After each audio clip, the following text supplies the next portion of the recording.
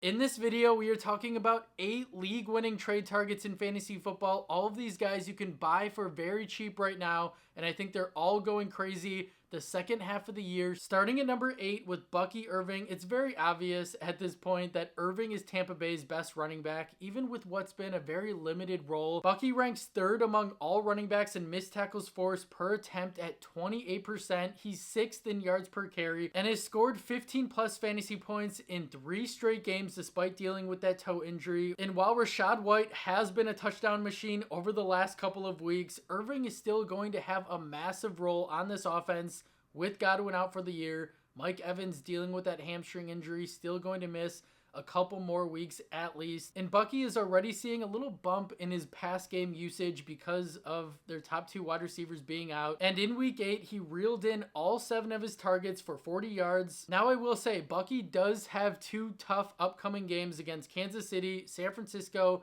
and then a bye week. So that makes this even more of a perfect buy low opportunity because of the tough matchups ahead. And then he's on bye. If you're a team that's sitting pretty, you have a winning record, and let's say the Irving owner is struggling, he needs to win now, then this is a perfect opportunity for you to get Irving on your team. And if you turn on the tape, this guy is special. He's different. He runs at a different level, a different speed than everyone else. So I'd be trying to get Irving on my team now while you can still get him for a reasonable price before he goes absolutely crazy the second half of the year. At number 7, George Pickens. I will say, Monday Night Football was a brutal experience if you were a Pickens owner. I apologize to anyone who had George because he had 2 touchdowns that were wiped off the board, one due to a face mask penalty, I believe, and the second one, he couldn't get his second foot down in the end zone on a really nice catch. So 2 touchdowns pretty much gone out the window, didn't count.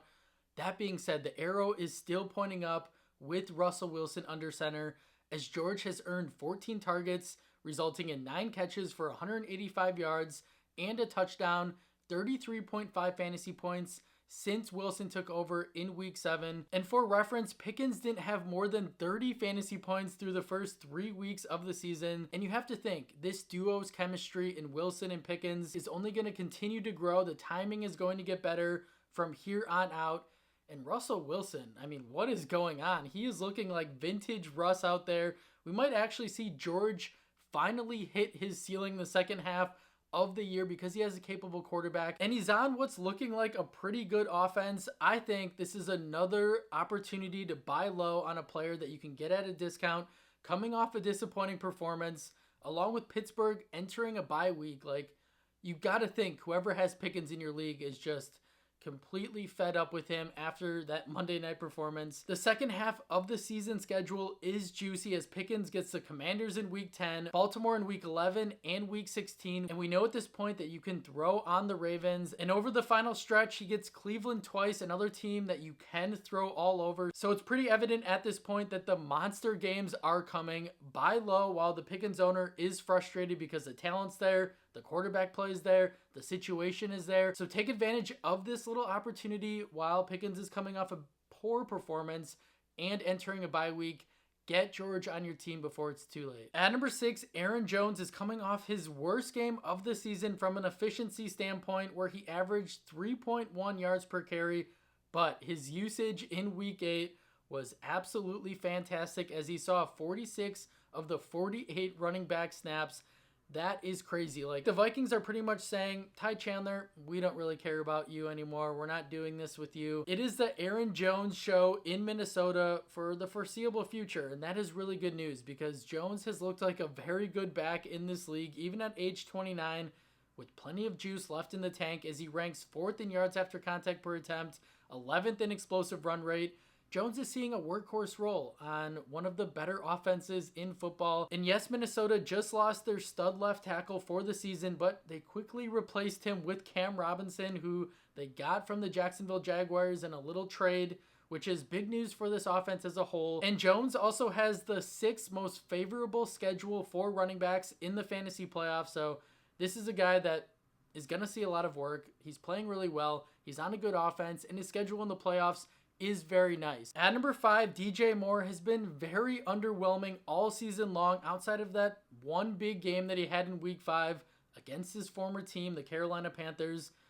And now Moore just had another down performance in week 8, coming off that bye in a favorable matchup against Washington. Like, yes, the Commanders have been better over the last couple of weeks on defense, but still, 2 catches for 27 yards in a pretty favorable matchup where they needed to put up points. So I'd be willing to bet that the DJ owner in your league isn't feeling great right now. And who's really to blame here? Is it the offensive line? Is it Caleb?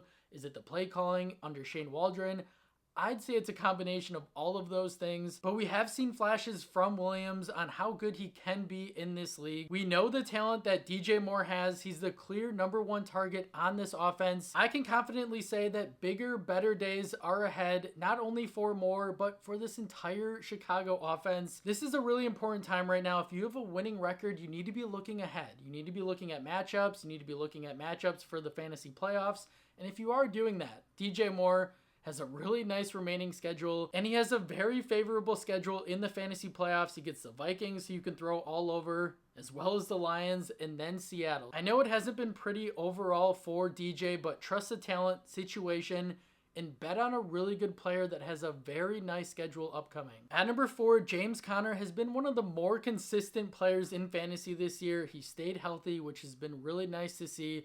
Yes, his numbers don't jump off the screen, but 14 plus fantasy points in 6 out of 8 games, along with some really strong usage, seeing 64% of the rush attempts on the year, along with ranking first in carries of 10 plus yards, third in yards after contact. And we know this Arizona offense is going to continue to improve. Kyler might be catching his stride a little bit, which could lead to more scoring opportunities for Conner, and his playoff schedule is the 3rd easiest among running backs, as he gets New England in week 15, Carolina in week 16, the Rams in week 17. I'd be buying Conner for cheap right now if you need a back that can carry you to a fantasy title. At number 3, Jaden Reed started the year on fire and has been ice cold over the last 2 weeks, combining for 4 catches, 65 yards, 0 touchdowns, and 10.5 fantasy points. Yes, Jordan Love getting hurt in week 8 did not help at all, as the Malik Willis show is just a lot of running for the most part, except for that nice 50-yard reception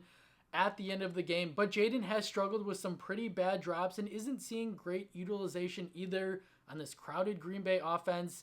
Yes, he's been dealing with that ankle injury, so I don't know if that's playing into it at all. But nonetheless, Reed gets a nice matchup against the Lions this week, but he might not have Jordan Love under center. And if Love can't go this week, I don't know how good I would feel about starting Reed. And then the Packers have a bye in week 10.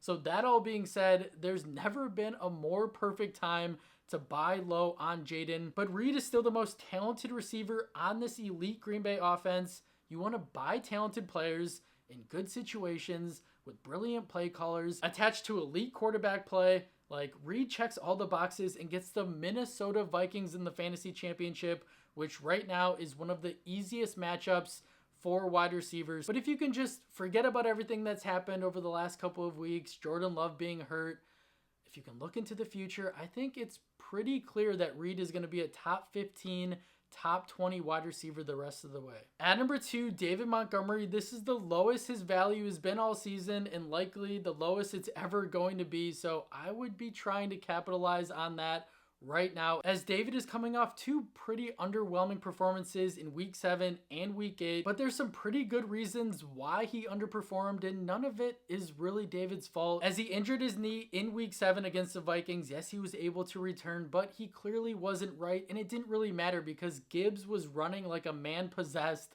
against the Vikings. They didn't really need to push Montgomery whatsoever, so they took it easy on him, which was the smart call. And then last week, Montgomery still scored 2 touchdowns, 1 on the ground. He threw a touchdown to Sam Laporta, as the Lions offensive coordinator Ben Johnson has one of the deepest trick playbooks in the league, but Detroit only ran 47 plays on offense as the starters were benched towards the end of the 3rd quarter, with the Lions blowing out the Titans 52-14. So yeah, Montgomery had 2 touchdowns, but he didn't have a ton of yards, so he didn't give you a big day from a fantasy perspective. So you can't really hold either of those games against Montgomery. On top of that, Jahmyr Gibbs has been playing out of his mind over the last 2 weeks, racking up 293 total yards and 3 touchdowns. So that might also be a little discouraging for the Montgomery owner. Like, oh, he's had 2 off games. Gibbs is playing really well. But like I said with Jaden Reed, bet on talented players. on good offenses, in good situations, running behind an elite offensive line. Montgomery is going to have these blow-up performances where he has over 100 yards, 2 touchdowns.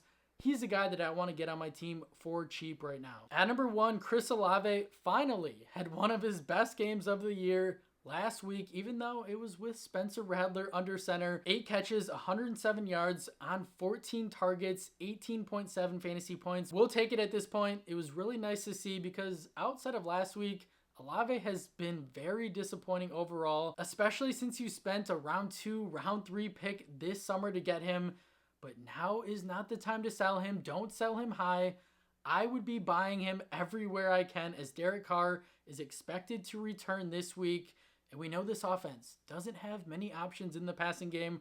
Rashid Shaheed out for the year. Yes, Alvin Kamara is there, but outside of that, it's going to be the Chris Alve show. He's going to get targeted early and often, and Alve saw a whopping 40% first read share in his first game played without Shaheed.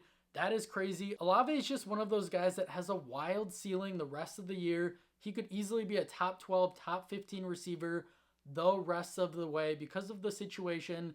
They don't have many options on offense. We like that Derek Carr is back. We know they're going to chuck the football. We know the talent Alve has. Like, this is a guy, he's a sneaky guy that you can get on your team. Maybe you can't buy him extremely low coming off a nice game, but he is still someone I'd be looking to acquire at cost now because I think he has a monster second half of the season. That's all I have for you guys today. Thank you so much for watching. If you took away anything from the video, if you could like the video, subscribe to the channel. It helps me out more than you know, and I will see you in the next one.